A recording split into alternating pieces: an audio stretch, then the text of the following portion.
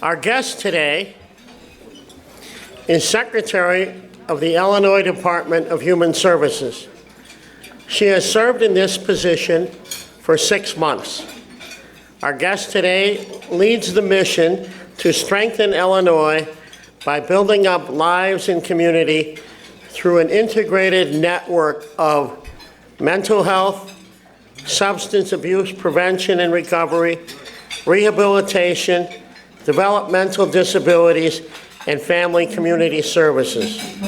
She is a child of immigrants from Taiwan and has lived and worked in Illinois since she was 8 years old. Our guest today studied at the University of Illinois.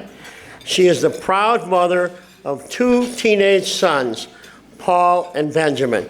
Ladies and gentlemen, Grace Ho.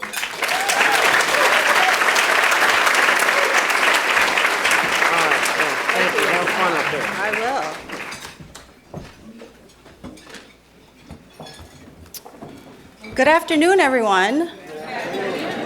It's such a pleasure to be here with you this afternoon, and thank you to City Club J board members for inviting me. It really is an honor, having been in the audience so many times before. It's also a great honor for me to serve as the Secretary of the Illinois Department of Human Services. I say this often, but I really believe that it's true that I'm a privileged person and that I'm able to make a living doing something that I choose to do, that I feel deeply fulfilled by that, and that has reverberations that are very wide. Further, I'm honored to be a part of Governor Pritzker's administration, one that demonstrates strong management and leadership, and one that has a strong commitment to human services and human dignity, these 2 things that are deeply and inextricably intertwined. Thank you all for being here in the audience. I see faces from my days of being an advocate, a provider, an organizer, from when I was Assistant Secretary previously, philanthropy, friends and colleagues, and current colleagues. I have the great pleasure of serving with Deputy Governor Flores and First Assistant Lizzie Whitehorn. It means a lot to me that you're here because I know how much we're dealing with on a daily basis. And of course, our amazing, strong DHS team, Hina Mahmood, Ryan Croak, John Schomburg. I think in a short amount of time at DHS, we've been able to build this very strong circle of trust, and we could not do this job without each other's backs, so I appreciate you all very much. If you know me, you know I hate wasting time, so I'm hoping to make your attendance here worth your while. Tell you things that you can't Google, okay? So when you leave here today, though, these are the 3 things that I want you to remember. So if you leave early, just say that you knew that these things were true. 1 is DHS and our partner agencies, community providers, are facing big challenges that were produced by years of, I'm sorry to say, mismanagement and divestment. But number 2, we are fixing them. And number 3, we, DHS, and our community partners are making Illinois better and stronger. And so when I say DHS, I actually mean also our community providers, so please know that. So I have 4 broad areas to cover. So number 1, for those of you who don't know me well, I'm going to share a little bit about who I am and the context for how I approach the work and why. Number 2, what is DHS and why all Illinois residents should value and protect our mission and our work. Number 3, what I walked into 6 months ago, the state of DHS and Human Services. And number 4, of course, where we are going to go together. I was reading about how to give a good speech, and they said just say at the beginning where we're going. So that's where we're going. So 1, I'm a child of immigrant parents. I've been a problem solver since birth. I was a caregiver and second mom for my little brother, and as I got older, a cultural interpreter for my parents. I'm my mother's daughter. My mother had always taught me to be humble, gracious, and generous, taking the smallest portions, kind of like Joy Luck Club, if you've seen that movie, being kind even those who are not kind to you, rejecting the notion of quid pro quo, rather valuing giving more than receiving, and that is a gift that has the greatest value. In my personal and professional life, I try to be kind and relentless in my pursuit of justice and fairness. If I'm in something, I'm all the way in. My career is threaded by service, starting at Kentucky Fried Chicken, Baker's Square, where I learned about the three-piece meal, a wing, a leg, and a thigh. It's just still true, and pies. And this has served me well. Then a political campaign, nonprofit service, organizing, advocacy, philanthropy, and government. So like a 360-degree view of ways to influence the public good, or the way my husband would say, to not make a profit. Yes. To advance others, to fight for and with the marginalized, to lift up the resiliency of the human spirit, to have hope that we care about each other as a society, to be in our business. We are mission-driven organizations, we are optimists, and we are fighters. So one other thing, I'm a hockey mom of two boys, 13 and 16. In addition to my day job, I'm co-manager for one of my son's hockey teams and a volunteer coordinator for the other. So, yes, I'm very busy. But enough about me. What is the Department of Human Services? We help and provide low-income working parents with secure, reliable, quality, and affordable child care, mental health care, hospitals for all, regardless of coverage, care, job, and life opportunities for people with disabilities, whether intellectual, developmental, sensory, mobility, or otherwise, food security for children and older adults, services for people who are homeless or on the brink of homelessness, immigrants and refugees, youth, people who are victims of domestic violence and sexual assault, treatment for substance use or gambling use disorders, fight against the opioid epidemic, workforce development programs, early intervention, on and on. And these are just only a few of the services and supports we provide for Illinois. You can find much more about us on our very mediocre website, and that is generous. But rest assured, it's on the to-do list. We're willing to take pro bono help, FYI, as long as you're not doing business with the state already. What I'm trying to convey is that we need DHS, you need DHS. DHS and its partner organizations, state workers, and leaders are a key backbone to the heart, the morality, and an engine for a strong Illinois. I believe that everyone in this room, either you directly or a member of your family, will need us one day. I have needed DHS. Illinois needs DHS to be solid and strong. We are far-reaching, deep and wide across every part of the state, contracting with thousands of community and governmental providers. We have 7 24/7 mental health hospitals. We have 7 24 centers for people with developmental disabilities. We have 70+ local public benefit offices and 40+ VOC rehab offices. We serve 1 in 3 people in Illinois directly, with almost 13,000 staff, almost $7 billion budget, thanks to the General Assembly and the governor this past year, through the 5 divisions that Jay had mentioned. So in order to talk about the future, it's important to talk about what we walked into in March of 2019, coming back to the state after 7 years of philanthropy, which I truly loved. I loved the Woods Fund. I loved my colleagues in philanthropy, many of whom are here today. So coming from philanthropy and going to state government was a little bit like jumping into Lake Michigan in the middle of winter. Startling, scary, invigorating. 6 months later, the water is still very cold.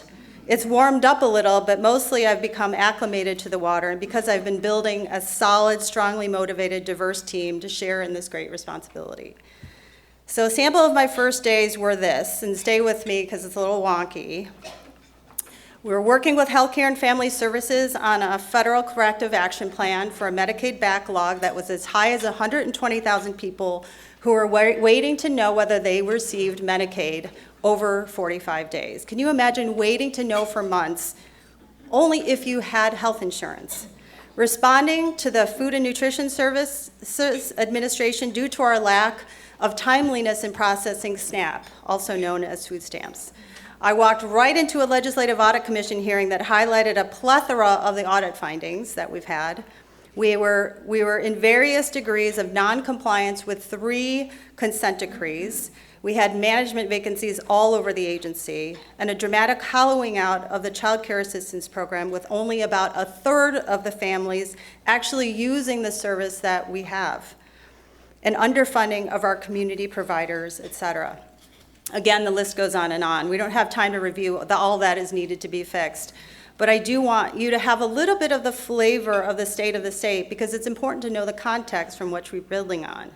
Returning to the DHS house after having been gone for 7 years was like coming back to a house that resembled the house that I used to live in, but it had been ransacked with a leaky roof and a compromised foundation. I know that there are high expectations for us to build up, upgrade the wiring, wallpaper, renovate right away. And I have high expectations to do this right away and fix everything, and we are doing this, and we will do this. But as you know, to build a strong foundation takes time. Simultaneously, we are also advancing. But you can't build a skyscraper when the foundation has been compromised. Please know that we are repairing and building at the same time, and in a short amount of time, we are seeing great progress. We are processing many human service provider rate increases. I know not at the rate that people hope. We have decreased the Medicaid backlog that I just spoke to you about already by 35,000 people. We have increased the timeliness of our SNAP application reviews from 65% when we walked in the door to over 90%. We've begun to wrap up marketing outreach for our programs, notably child care, and we are increasing the number of families who will be eligible for child care, examining our ability to increase rates, which I know is a significant issue. Since the governor took office, already the number of families who are using child care increased by 10,000. We're building a strong and diverse team by race, ethnicity, disability, ability, experience, and background. We're working to engender trust between us so that we can benefit from the diversity of us rather than having it divide us. What I realized coming back was that trust was lost in our organization. Trust was lost in DHS, between DHS and its community providers, and that's something that I'm also deeply focused on. I can't emphasize that enough. We need your trust in our ability, capacity, and commitment to do the hard things. And I can only do that through honesty. I'm not going to sugarcoat where we are and make empty promises, because there are no magic wands. I actually did get a magic wand last week. It was plastic, though. And there was no magic. Our team is earnest. We have community roots, and we reflect the way our state looks. And I know that it takes a relentless commitment to equity, human dignity, kindness, and expediency and honesty to actually make a difference. I see and feel the hope in me, the Department of Human Services, and the governor's administration. This hope that many have in us, in our administration and the governor, I believe is founded. This last session under his leadership and in partnership with the General Assembly was quite remarkable. There is more to come, and yet the issues that we are confronting are actually really true and immense. So where are we going? Number one, we're rebuilding infrastructure, personnel, and trust. Number two is we're advancing equity, all the tenets that I learned from my days at Woods in terms of having government incorporate a racial equity lens. We need to identify need.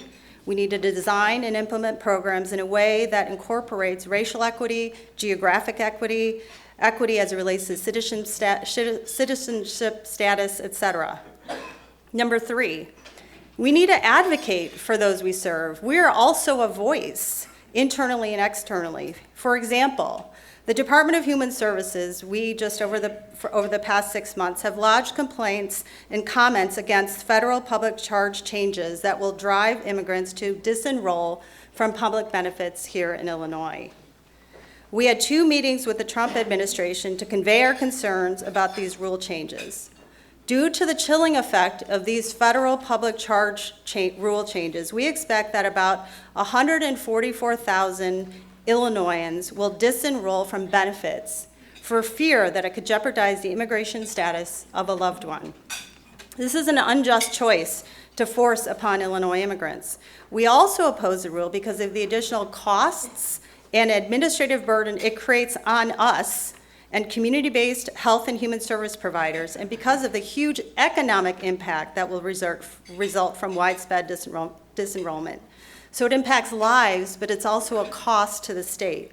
Our preliminary estimate suggests that the state stands to lose between $53 and $123 million in SNAP benefits, food stamp benefits, and that uncompensated care borne by Illinois healthcare providers could approach $700 million. I want also DHS to become DHS, to meet our mission to provide integrated system for people who need us. One door for services. That was our charge 20 years ago, and we need to advance that.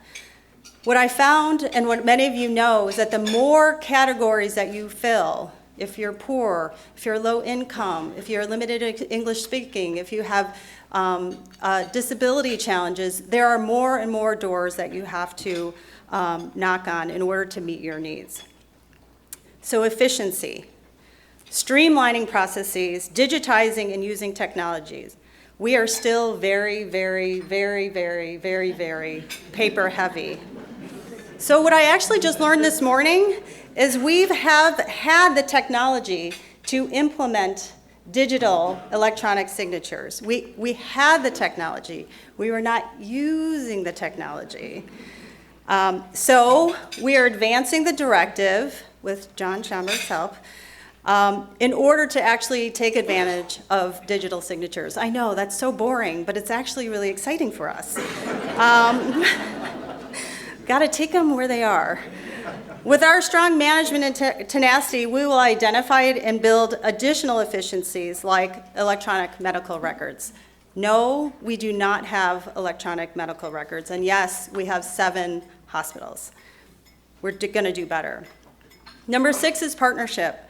Working with philanthropy to create flexibility and resources to innovate and take risks, and to be able to allow us to pivot and to meet our shared goals together. I want to work with businesses and the for-profit sector to work on shared goals of strengthening Illinois. Your employees use our services and need them to be productive and healthy, and your employees are also our clients. Finally, we need to listen. Our providers, our employees, and the people we serve, right? Nothing about us without us. Give voice and see that our families are the experts and they know what they need. If you ask the very poor what they want, it's 40 hours of work, a stable schedule, enough to feed their family. I don't think it's too much to ask. So with this to-do list, that was 7, we're implementing a truly significant effort simultaneously. The governor and the Illinois General Assembly budgeted $29 million to the Department of Human Services to implement an Illinois Census outreach effort. The governor signed the Census executive order that launched our efforts with the largest investment towards a complete count this year in the country.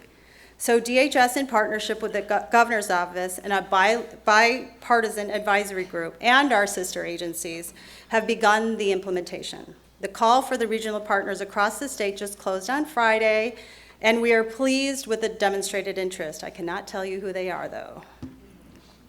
We are leaning on my former philanthropic colleagues, experts, and state staff to lead the review of these proposals. Thank you for answering the call.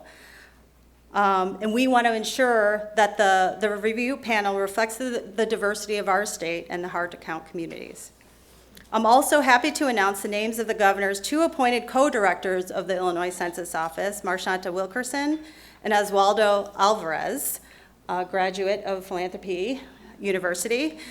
Their combined experience with the legislature, philanthropy, community organizations, law with a state lens will be invaluable to our work. So there's a lot at stake with an effective census effort, I think you all know. We have to fight against the tide of fear that has been pervaded by the federal government.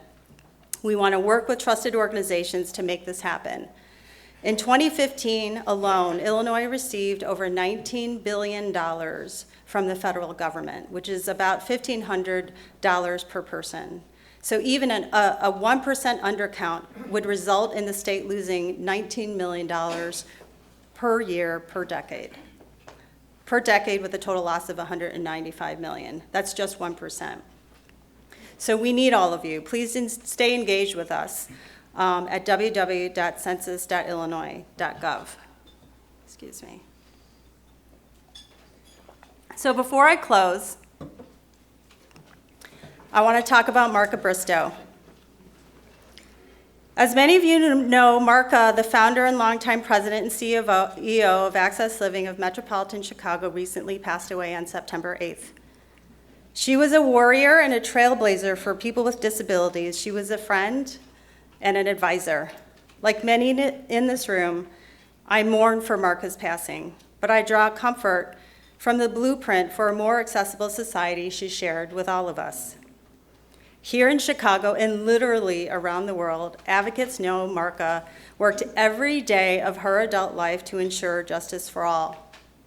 She helped make the Americans with Disabilities Act possible, and her relentless, clear voice gave thousands of Americans with disabilities new independence and dignity. And in this way, Marka boiled the ocean. Yet there is so much more to do.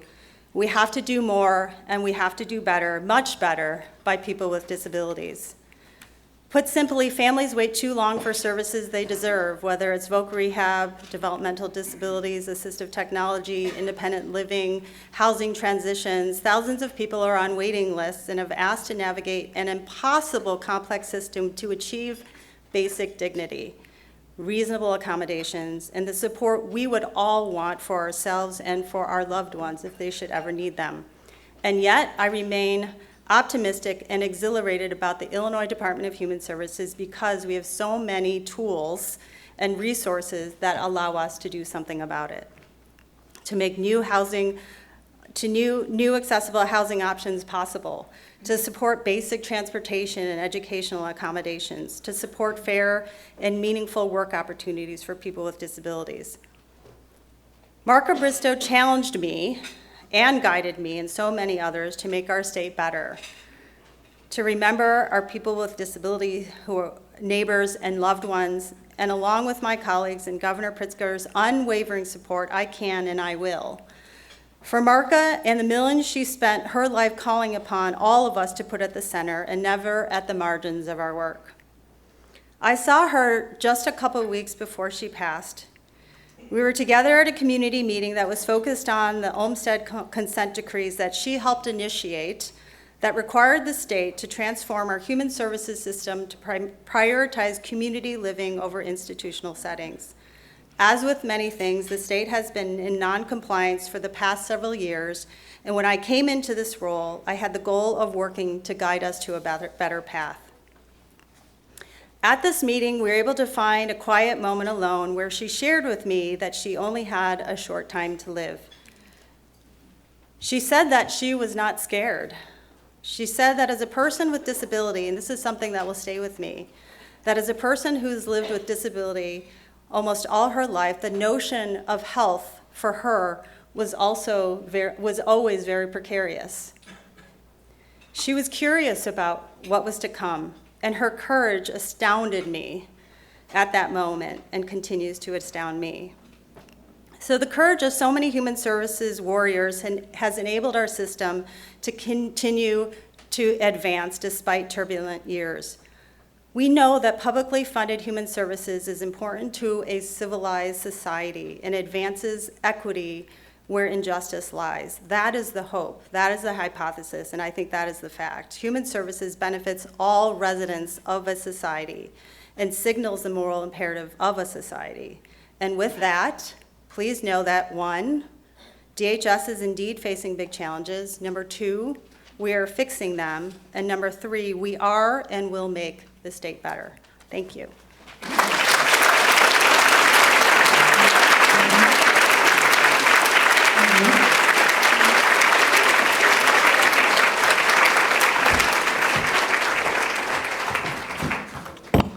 Thank you very much, Secretary Ho. If anybody has any questions, this is the time. Hold up your blue form. Our staff, Amanda, I see one back there and one back there in the left field corner over there. We'll try to answer as many of these as we can. Ready? I'm ready. Okay. This is from Therese McMahon. Therese, where are you? Right down there. Oh. Literacy Dupage. We're more than Cook County at the City Club, you know. What are your plans for the Illinois welcoming centers in Dupage County?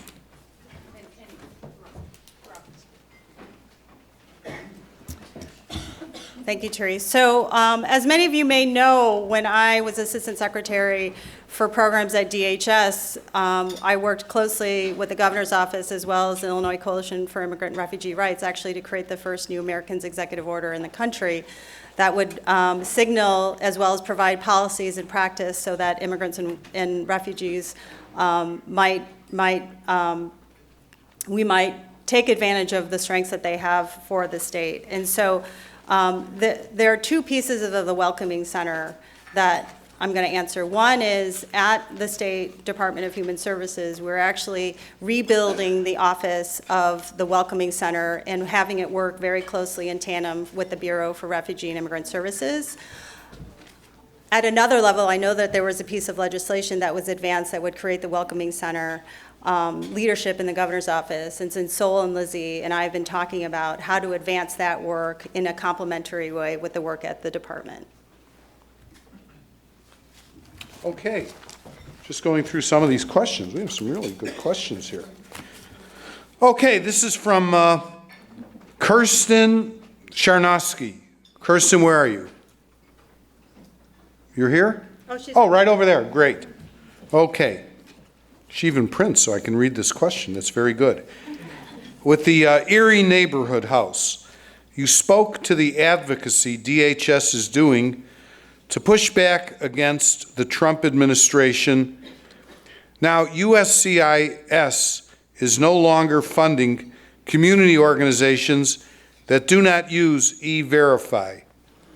How will you continue to protect Illinois families and nonprofits from this and other harmful policies?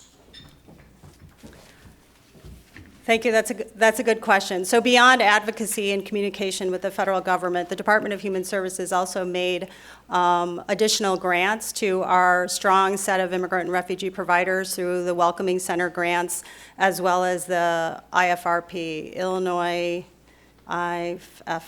The former outreach and interpretation providers, which is our landscape of strong immigrant and refugee service providers, to do the work on the front lines. And so I think one of the things that I really recognize around these issues with public charge is that individuals who are potentially impacted by public charge are not going to come running to our offices. They're going to go to Erie House. They're going to go to Chinese Mutual Aid. They're going to go to Chinese American Service League. So they are the messengers, and those are the organizations that we are going to fund actually to protect and inform our service providers. And so at the same time, obviously, there's a lot of training and capacity that we need to do internally as well, and we're going to continue to that. But I'm going to say that we're going to lean on our robust community service system. Okay, thank you. Okay. This is from Ed Guerra from Elgin Township. Ed, where are you? Right back there. Okay. He's not sure if he's a member or if he's not, but Ed, if you're not, $50, you become a member of our club. Okay, we'll give you a pass this time.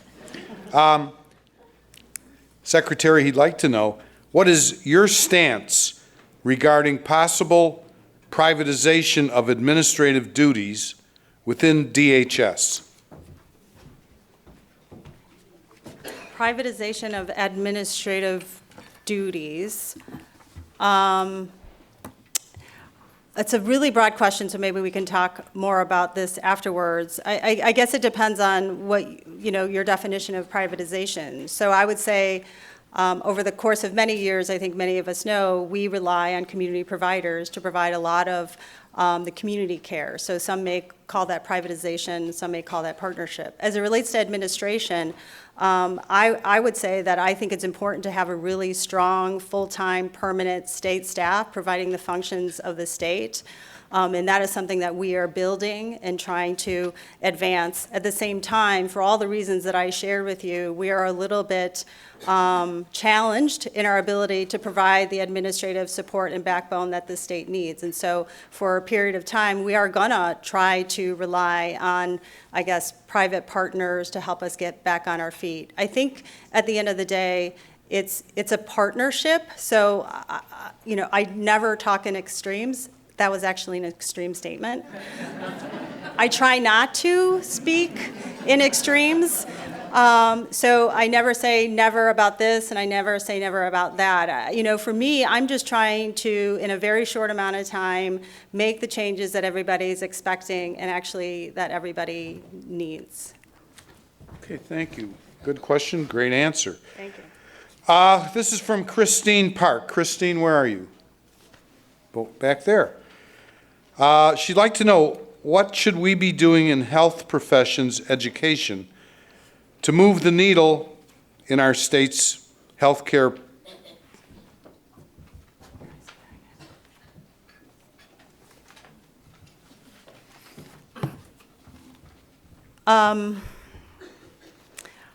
That's a good question. I think one of the things that we are challenged with as human service or healthcare providers is this equity gap, this health equity gap. And I think that, the Kids Count report just came out this morning and again kind of brought forth this notion that the health outcomes for young children and babies are really very much related to the color of their skin.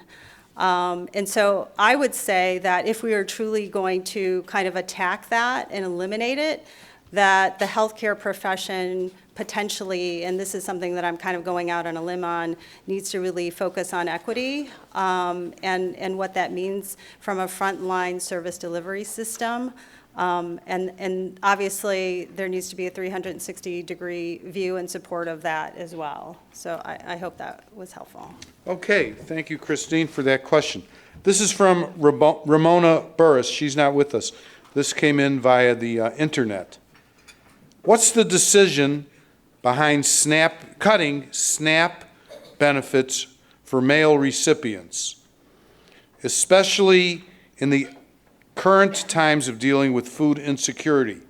Many of these men suffer from chronic health conditions that necessitate nutrition and diet control. Okay. So many of you may know that the Trump administration is trying to make dramatic changes in who is eligible for SNAP or food stamps and who is not eligible. And one of the rules that has actually been in various forms of discussion has to do with eliminating SNAP benefits for individuals who are not able to work. And so this population that we wonky people call ABODs, which is able-bodied adults without dependents, they are on the brink of not being able to access food stamps anymore or on a very limited basis unless they're doing work. And so I can't speak for the Trump administration, but I think it's this notion of, pulling up your bootstraps and you're not going to get any public benefits until you can demonstrate that you deserve it. There's nothing wrong with, I think, kind of hard work and tenacity, but I think what it doesn't take into consideration are the lives and the challenges that people face in order to actually do work. I think if you ask anybody who is marginalized or who has challenges before them, what do they want? They want a job.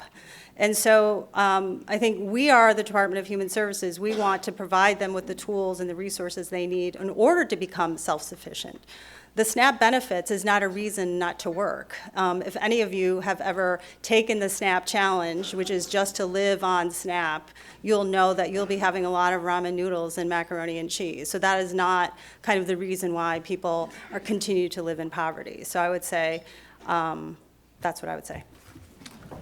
Thank you, Secretary. These are tough questions. It's like a quiz. PhD oral exam, Okay. Do I walk out as a doctor? Absolutely. We will robe you. Of course, at the University of Chicago, they ask you to step out in a little hall, and you can hear your examiners talking behind closed doors, and all you can hear are the negative things that they are saying, and you're positive you failed, but then they open the door and they say, welcome to the club. Okay. These kind of two people ask similar questions. They're related. Terry Weaver with UIC, University of Illinois at Chicago, and City Club member Michael Bailey. The plans for improving correctional health in state correctional facilities. And Michael asked, if disability is not a crime, why does it appear that many of us are locked up? Would you care to deal with that question? Those two. Yeah. So we have a new director of the Illinois Department of Corrections. I think he's just started a couple months ago, and we've already had the opportunity to talk and really figure out how we can better coordinate. I think that when people are leaving the correctional institutions, I think the Department of Corrections still thinks of them as their community folks for a period of time, but we also consider them our community folks for a period of time. So I think we do need to kind of band together and better plan out what services look like for people who are reentering. I think as it relates to kind of services for people with disabilities, I talked about kind of our work on the Olmstead consent decrees, which really pushes the state to advance more community living options for people with disabilities. And so I know, and I named that we are deeply challenged in being able to produce the compliance numbers that we are looking to see. And so we've been working very closely with our community providers, as well as our sister agencies, to actually get us on the right track into compliance. And obviously, it's not just about compliance and not being called before the judge, but it's actually producing a system that works better for all people. Thank you. Okay. This is from the Civic Federation's Lawrence Massal, so you can be prepared. Plus, he's setting you up. Thank you for returning to state service. I think all of us would agree to that.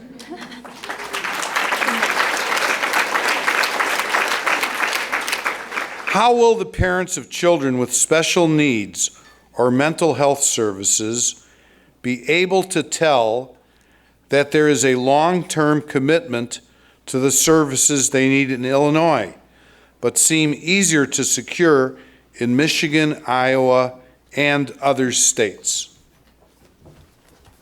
I thought you liked me, Lawrence. Yeah. You got to remember, he started with the James Thompson. No, I know. Lawrence Massal was a board member of mine when I was at Woods Fund, so you're welcome. It's been a delight to return to state government. Very hard, but very important. So I would say that we recognize that this is a problem. I think we're working very closely with DCFS, the new director of DCFS, Mark Smith. The federal government has put out new regulations or new family first, prevention first type structure. And so I think we're trying to figure out how DHS can work in partnership with DCFS because there's a lot of overlap. I think the second piece of that is that I don't really have like a great answer to that. I think we, as I said earlier, one of the things that is really hard for the state to do is to deal with individuals and families who have a variety of complex needs. So if you don't cleanly fit only in one box, it's very challenging for us to kind of wrap around services. And so I think the work is yet to come and the solutions are yet to be solved. And I think it's like a very complicated patchwork of things that we're going to have to put in place in order for families with children with disabilities to thrive. I believe that we have a very strong early intervention system for 0 to 5. I think we need to continue to strengthen special education programs for children in the school district, but then also we need to really figure out as a state what kind of residential options we want for children when they're not able to thrive in any of those settings. Very good, Secretary. Now, Lawrence speaks here quite frequently. We put him on panels, and by himself, he's tremendous. And because he asked you that question, you're entitled to come back and ask him a question that causes him to squirm a little. Okay, this is from City Club member Dan Lustig. Dan, where are you? Right here. Right down there. He says there was a recent news article about a possible rate cut to providers. He'd like to know if it's true, but can you share any information on that? I don't believe it's true. No. I don't know what area, but we're not in the process of making any rate cuts that I'm aware of, DHS. Okay, that was quick. Okay. This is from Deborah Vines. She's the CEO of the Answer, Inc., Autism Awareness and Support Agency. Will there be any funding for autism agencies?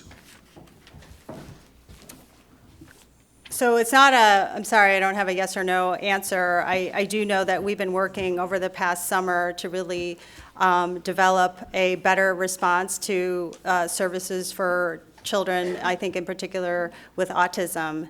And so we have a work group with our sister agencies, Healthcare and Family Services, and we're developing kind of a menu of things that we as a state need to do better, in particular to support people with autism. And so we have a meeting coming up next month to kind of review that and discuss it with I think members of the Autism Task Force. So it's still a work in progress, and we'll see what comes from that. Okay, we just have a couple more questions here, Secretary. I think time's up. Okay. I'm joking, it's fine. That's okay, if you said it. This is from Esther Macchione. Esther, where are you? She's right over there. She's with the County Care Health Plan. She'd like to know what your department's strategy is to collaborate with HFS and managed care organizations to improve redetermination adherence to ensure members do not lose Medicaid coverage. So during my presentation, I talked about the challenges that we walked into with the backlog of Medicaid redeterminations. And so, you know, our sister agency, Healthcare and Family Services, we've been working very closely with them. And in fact, I was on conference calls before I even started to really develop what the multi-pronged action plan needed to be in order to drive down that backlog. And like many things, it's not one thing. So we worked closely with members of the General Assembly. They had a Medicaid task force. We met every Thursday morning at 7:30 a.m. At the Capitol to review what are the legislative actions that the General Assembly could take in order to help us advance, and that was passed and signed by the governor. At the same time, I think many of you know, we have a information technology system called IES that is challenged, is compromised, and we're working very closely internally and with our partners to correct the deficiencies in that system. So that's a part of it. We're increasing the number of staff at HFS, at DHS. I think that the reality is that we can't decrease a backlog with the same number of people. And so we are hiring new staff. We've been working with Central Management Services, which is our personnel agency, to streamline our hiring process and to drive that forward. And so we have this multi-pronged attack.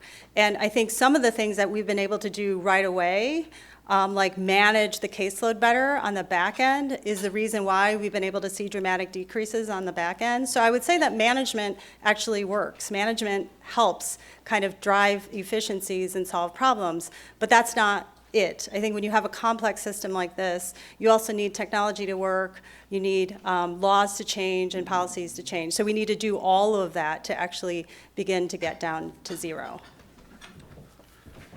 Okay, Secretary Ho, now, as chairman, I get to ask the last question.